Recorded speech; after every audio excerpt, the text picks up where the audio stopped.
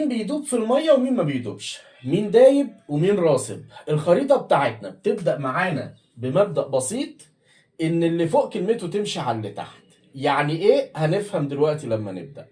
هنحط في الاول الحاجات اللي بتدوب في الميه، يعني الحاجات اللي لا يمكن تعمل معاك راسب، اللي هم مين؟ الاسيتات. نحطها كده الاول عشان نبقى خلصنا الحاجات العضويه. طيب عندي مين بقى في المعدنيه؟ النترات والبيكربونات.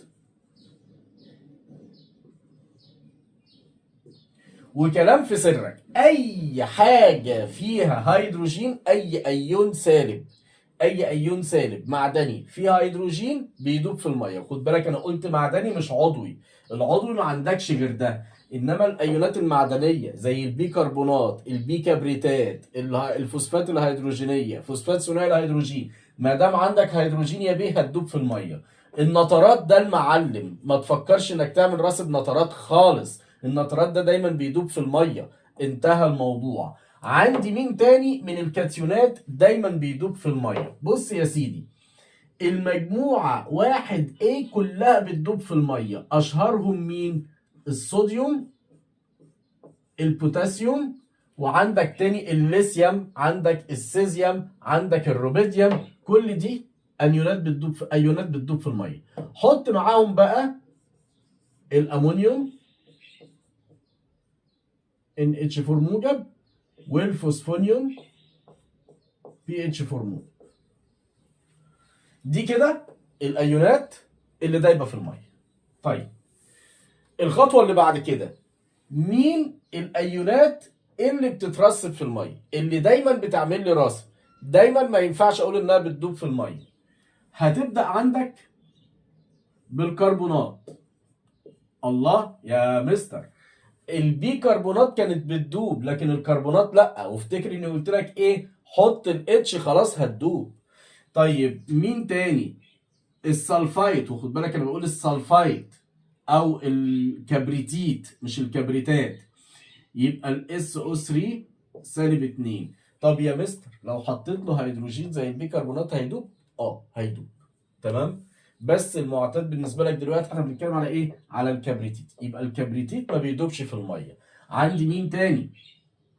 الفوسفات اللي احنا لسه كنا بنتكلم عليه دلوقتي.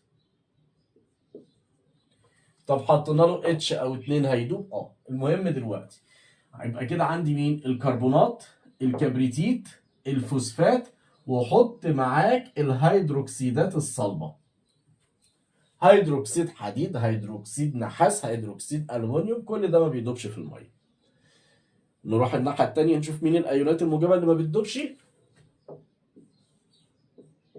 الفضه موجب 1،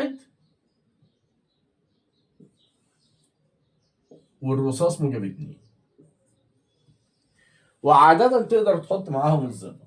المهم يبقى دول كده الايونات اللي ما بتدوبش في الميه. طب بعد اذنك كده يا مستر، لو انا قلت نترات فضه هتدوب ولا مش هتدوب؟ او انا عندي نترات بتدوب وفضه ما بتدوبش، كلمه مين اللي هتمشي؟ اقوم راجع واقول لحضرتك احنا قلنا ايه؟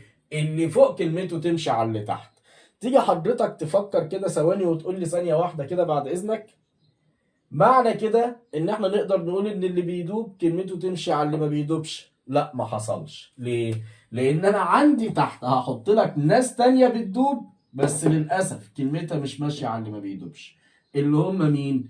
الكلوريد واخواته، بروميد، ايوديد، فلوريد، والكبريتات.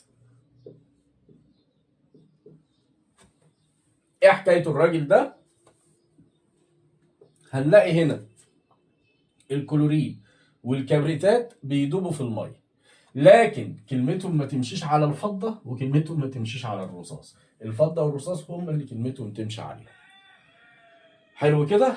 تمام. عندي استثناءات صغيره عايز حضرتك تاخد بالك منها. في عندي ايونين للسين اللي هم مين؟ النحاس، او اسف الكالسيوم Ca، والباريوم Ca موجب 2 وBa موجب 2. بيجلسوا على مين؟ بيجلسوا على الكبريتات وعلى الهيدروكسيد. ازاي؟ يجوا على الكبريتات، الكبريتات بتدوب في الميه، لا احنا مش هندوب. يعني ايه؟ يعني كبريتات كالسيوم ما بتدوبش في الميه، كبريتات باريوم ما بتدوبش في الميه. وخد بالك من كبريتات الباريوم عشان ما فيش امتحان بيغلى منها، ما فيش امتحان ما بيجيش فيه كبريتات الباريوم. طيب يبقى دول كده ما بيدوبوش، دول استثناءات. حلو كده. طب سبته؟ لا، يطلعوا لك على الهيدروكسيد. في ايه يا عم الحاج؟ هيدوبوا. في ايه يا عم؟ يعني الهيدروكسيد اللي ما بيدوبش هم هيدوبوا معاه؟ اه. والكبريتات اللي بتدوب هم مش هيدوبوا معاه؟ اه. تبقى جلاسه فعلا والله. يبقى كده عندي ايه؟ عندي هيدروكسيد الكالسيوم، ده شحيح الذوبان شويه بس بيدوب، وهيدروكسيد الباريوم برضو بيدوب في الميه. كده نبقى خلصنا الخريطة بتاعتنا. منتظر من حضراتكم بقى اللايك والشير، ولو عندك أي استفسار أو أي حاجة في الكيمياء والفيزياء شاغلة بالك عايزين نلخصها لك، اكتبوها لي في التعليقات، وإن شاء الله أكون عامل لكم فيها فيديو مخصوص. أشوفكم على خير، والسلام عليكم.